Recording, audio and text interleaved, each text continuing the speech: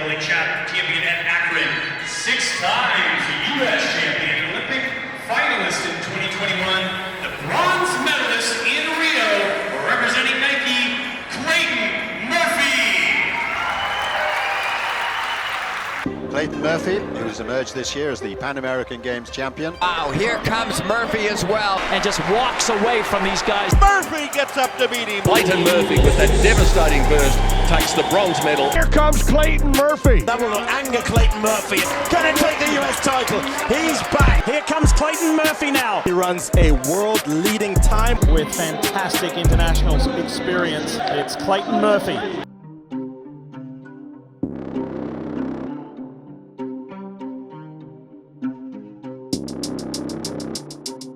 I was able to work out right before we leave on like Tuesday. We leave on Wednesday. I was able to get a good session in. I worked out outside, which was nice to get a little bit wider curves. I ran in a flat, I didn't run in spikes. I was able to kind of push through things. It was uncomfortable, but it wasn't painful to where I didn't feel like I should get on the plane and go race. I was in the PT clinic every single day, and I was doing everything you possibly could throw at it. Just trying to pretty much put a Band-Aid on it to get me through USA's, even though it's probably something that I could have just taken 2 weeks and probably would have been perfectly fine. The way that it rolled and the way that it kind of jammed up on me mid-race, I was kind of unlucky. You can't even find small, medium, or large cards that say, "Will you be my Valentine?" anymore. There's just, you know, it's harder than hell. Today is Tuesday, week of Indoor USA Champs in Albuquerque. We're getting ready to do our last session prior to leaving tomorrow morning. We've got the first rounds on Friday, finals on Saturday. Big weekend, ready to cap off a nice little indoor season and get ready for outdoor. You know, what's the point of doing like what you're doing today? Yeah, so we're doing some 300s today. We're doing a workout to flush out last week's work. We're on a hard workout on Tuesday, the race on Saturday at Milrose, and then just prime the legs for Friday and Saturday. So we have a little bit of fresh legs going into the weekend. So you got to keep working, even if you're tapering into a championship. You got to do something to just flush the legs out and keep your body used to what it's used to.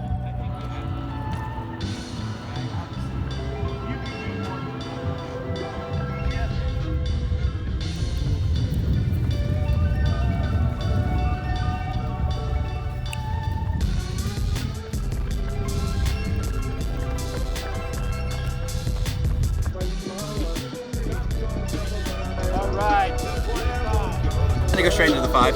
Okay.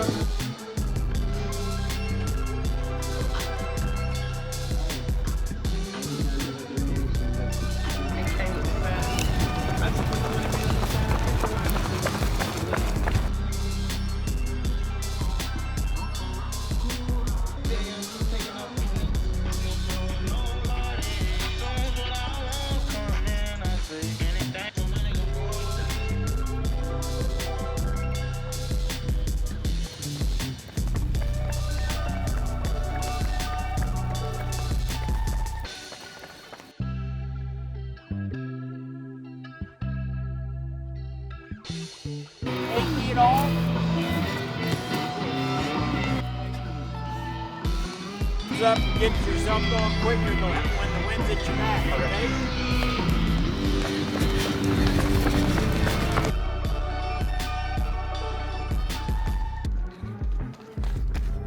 So traveling to Albuquerque from Cleveland is not fun, especially if you want to be bougie like myself and take a Delta flight.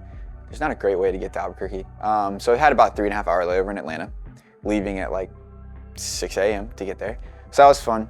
But we got in Albuquerque on Wednesday, and kind of the roller coaster of a weekend began as soon as I got off the plane.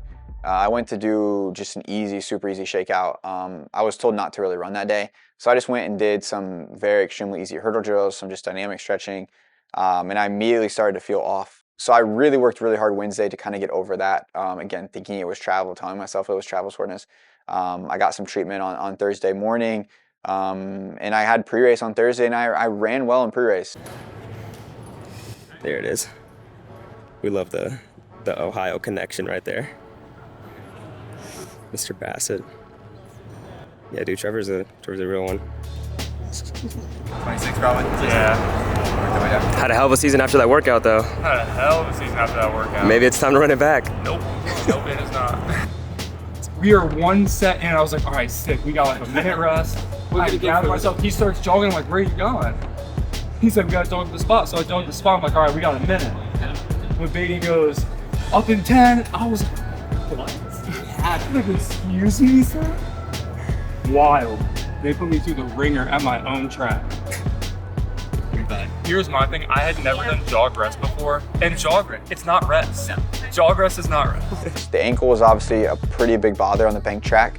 I had, as you guys probably can see on some of the replays, I had massive amounts of tape on it, trying to keep it together, trying to keep some structure around it.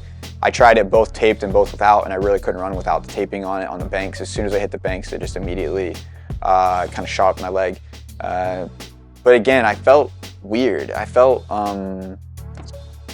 physically good. I felt like I could run fast, but my energy level was just not there. I was getting a headache. I was starting to cough a little bit. And then it went into Friday where everything hit me, whether it was sinus drainage, whether it was sore throat, whether it was cough. This flu bug I had was immediately just jumped on my back and decided that the weekend of USA's was the weekend to hit me. Looking back on it, it was really my body kind of giving me signs. The hips were extremely tight, the back was extremely tight, my neck was extremely tight. Things that you would think were travel, but when I look back on it, it was like travel soreness times like 20. See on your screen here, that's Clayton Murphy. New dad. Is a new dad. An amazing dad journey strength. for us. Yeah. It's real. I'm telling you, it's real. Well, he won here in 2017 in the 1,000. So he's coming back with, you know, obviously a little bit of fire and determination to get another crown here. And probably almost best known, though, for his surprise bronze medal run in the 800 meters in Rio at the Olympics in 2016. Twice an NCAA champ at Akron. He's won 6 U.S. titles and even making the final again in the Olympics in 2021. So has continued to battle through some struggles, some injuries here and there. Saw some kinesio tape on the leg last week, and it's still there again today. So we'll just see how that holds up. The thing I just wanted to note about Clayton Murphy, talent never dies. He's one of the most respected athletes on the circuit. You know, those Olympic rings on his shoulder tell a long story of someone who's been around and been successful across a variety of different distances. And so he's a person that, you know, he's kind of like Tiger Woods. You're never quite sure what you're going to get, but can't take your eyes off. Oh, he's going to love that because he loves to golf. So I don't begrudge his lane draw, though, all the way out in lane 6. You're running blind there for that first 200 meters. But again, a guy who's done this a time or two in his life, and I think he knows exactly what he's got to do. Which they do tend to handle just fine. And here goes Clayton Murphy on the outside. Just to him is inside in the yellow is Devin Dixon. A big move by Cameron Jones on the right of your screen, trying to make a break for the rail. So again, they're going to run in lanes around 2 turns until they get to the home stretch, and they break for the rail past the cones, and there they go. Cameron Jones, typically a front runner, coming more from the 400-meter background here. So Cameron Jones enjoying the speed, looking very fluid. But this race happens in that third 200. Well, Cameron Jones has that 400-meter speed. He's more of a 4.8 guy, so he will take it out naturally. Pole position, not quite so important in the 800 as is in the 4, but again, I always like to see someone who's going for it. He knows exactly what he's got to do. He's executing his best strategy. 51.71. That's quick through the first 400 meters. Especially at altitude, that is pretty spicy. You see Clayton Murphy now trying to close that gap, looking pretty comfortable himself. So really interesting to see how Clayton Murphy does hold up, including that calf muscle of his that he's talked about being a little problematic in this season. We've got a lap to go when they hit the start-finish line. Well, you can see that confidence that Clayton Murphy has. He should have it. He deserves that. But he just is slowly reeling him in, and he's slowly using that speed endurance that he has. So we're going to have to make a big move here down the backstretch for something monumental to happen as Clayton Murphy now moves to the outside on Lewis's shoulder. Into the curve we go. We always know, Will, don't pass on the turn, but he's going to do it anyway. Into the home stretch we go, Clayton Murphy, but don't count out Devin Dixon making a big, late, hard charge for the finish line. And we're just waiting to see, did Clayton Murphy have enough to hold off a late charging Devin Dixon? And he doesn't. Devin Dixon, the automatic qualifier into the final. But that time looks like it might hold up for Clayton Murphy, though, to be a time qualifier. We do have another heat to go, so we don't know exactly how that's going to shake out. However, in good position Clayton Murphy is inside the time qualifying, as is Cameron Jones. I remember I came off the track in the prelim, and everybody told me I looked fine and I was in, but I told everybody it was like almost the worst race of my life. Some interesting race there. You kind of timed it perfectly, but then kind of got snuck apart on the outside by Dixon. No ability to put up my right foot. Huh? I'm just like dragging my right foot around the chest. Talk about the race and kind of what was going through your head in the final lap. I didn't feel great. So I ran pretty good start the first half, attacked the third lap, ran hard the last lap. I'm just like behind the 8 ball this weekend, so just trying to deal with a couple of things and trying to push through for an indoor title, but it's tough. Yeah. Your stomach hurts?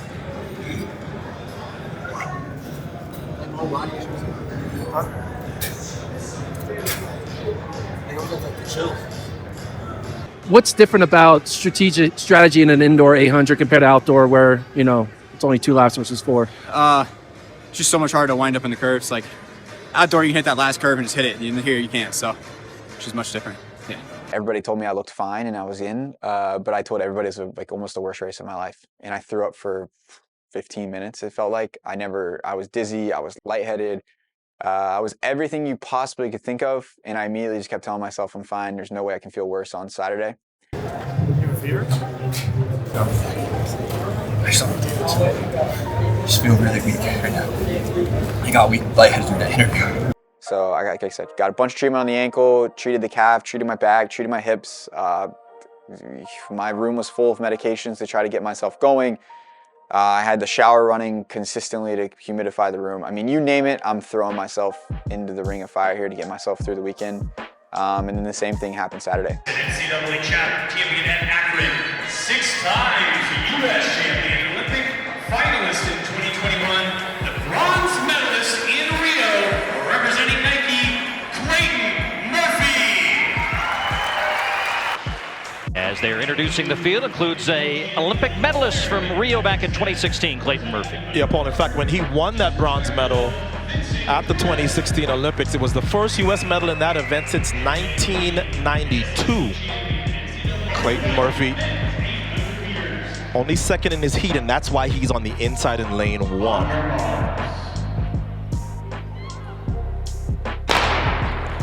Saw a great race just moments ago in the women's 800 meters with Nia Akins taking her first U.S. indoor title. Hoppel is the defending champion. Murphy has 1 indoors. The other 4 men on the screen all looking for their first indoor national title. Yeah, Murphy, of course, has all the experience. So you see him, he wants to control. But I thought he was headed to the front. No desire to be in the front just yet. So Murphy tucks into 3rd. It's Hoppel that's in 2nd. And Crisp leads. I love Vincent Crisp. He is kind of prolific on social media. His Instagram and Twitter handles are the 800 meters hurts. And here's where it's going to start to hurt as they'll get to the midway point, but he has the lead. The first 450 meters was perfect. I got out well. I got exactly where I wanted to be. With Hoppel, now Harris and Murphy lurking behind him. Yeah, the pace is far from blistering, only 51.6 at the half, but look at the big move now. I tried to go with them when they made the move down the backstretch going into the 600, and just, I had nothing in me. The 3rd lap felt like I literally was finishing 800, and yeah, I still had to go another lap. Harris wants to take control of this race and put some pace inside of this last lap and a half of the race. The defending champion Hoppel is right there. Cripps trying to hold on to 3rd, and Murphy doesn't want to lose contact with Hoppel as they enter the bell lap. So less than 200 to go. Harris leads. Hoppel gives chase. Who do you like right now? Who looks more comfortable? Right now, I think it's Harris. Harris, who was 4th at the Olympic trials back in 2021, the outdoor NCAA champion for Penn State back in 2018, but now he's tightening up here at altitude, and here comes Hoppel. And Hoppel takes advantage, and I don't know what he said on the way by, but he said, I'm going to win another U.S. indoor title. I'd like to imagine he said, you might have moved a little soon, Mr. Harris, but Bryce Hoppel gets another U.S. indoor title. And Harrison with a little bit of a a smile, a wry smile there, as if to say, oh man, I thought I had it. And then the altitude, which of course helps the sprinters, it's debatable. This is the event that people debate. Well, do they get advantage or do they not? I tend to think that this is not fun for your lungs, being up at 5,300 feet.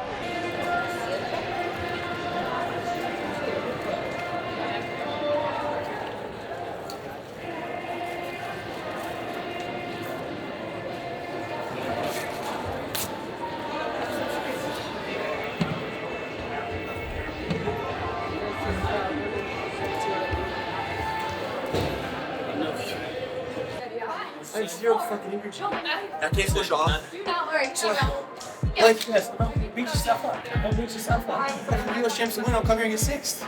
I'll come here to land fucking Thursday. Like, don't even worry about it. I felt so good. 300 meters, and then all of a sudden, just like, nope, like, I couldn't go. Like, as soon as I went past them in the curve over here, with like 300 to go, my entire calf, ankle, everything was locked in. But before that, I just had no energy. I feel like I'm running on like 0. Like I just did a workout right before this. That's just frustrating. The US champs like fucking 6th. So it was extremely hard to walk away from that race, knowing almost how unlucky it was that this decided to hit me the weekend it did. Obviously, who knows what happened? I could have easily got it in New York the week before. Could have got it, you know, whenever. It's part of the game we play, traveling the way we travel, around the people we deal with.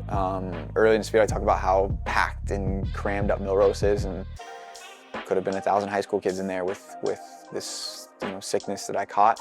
It makes it unfortunate, makes it frustrating, but I walk away with the positive that I attacked the first half of the race, knowing that physically it might not be my day. Knowing I was behind the 8 ball, knowing that my body was fighting what I was doing, I put myself out there. I mean, there was times when I thought if it was even worth lining up, but yeah, I still lined up, I still went after it. I'm happy for doing that. I'm happy that I, you know, ran hard. So came home, spent 2 days pretty much in bed and trying to get myself together. And I've still spent the last week almost trying to recover and get myself feeling 110% again. Running is, we're chipping away at running, we're getting some miles in. But it was kind of a crummy way to end what was looking like a pretty good indoor season. But overall, the ankle's good, the calf is good. The physical nature of running and the sport that I do, and what I have to do, I'm 110% and I'm ready to go, and mentally I'm 110%. It's just a little bit of sickness and a little bit of stuff it's part of being a human being.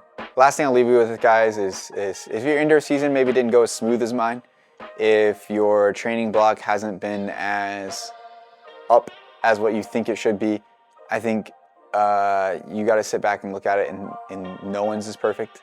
You're never gonna have a perfect training block. There's always gonna be something. Never gonna be a perfect season. But if you continue to chip away at it, you continue to grind every single day, you wake up with a smile on your face and you look at the positives, good things will come. I think that's one thing in my career that I've learned. So I wake up every day with a smile on my face. I wake up every day happy to be a father, a husband, and a professional athlete. I'm happy to do what I do, and it just makes me excited for the job and the task at hand every single day and get myself ready for the next race.